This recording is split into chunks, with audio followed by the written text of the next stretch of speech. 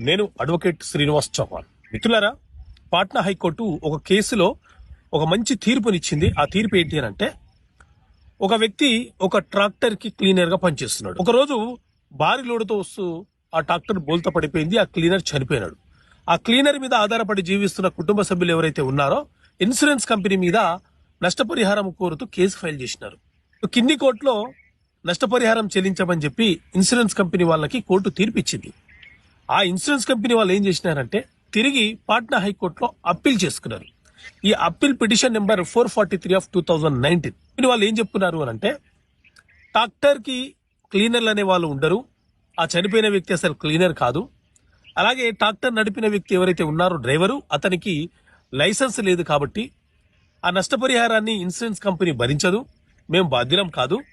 ఆ నష్టపరిహారాన్ని ఆ ట్రాక్టర్ యొక్క యజమాని మాత్రమే భరించాలి. కాబట్టి వారు భరించేలాగా తీర్పులు ఇవ్వండి అని చెప్పి పాట్నా హైకోర్టులో అప్పీల్ చేసుకున్నారు.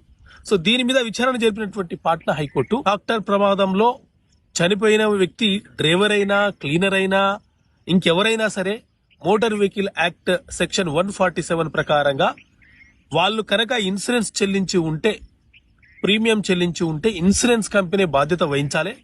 ఇన్సూరెన్స్ కంపెనీ ఆ నష్టపరిహారాన్ని చెల్లించాలి.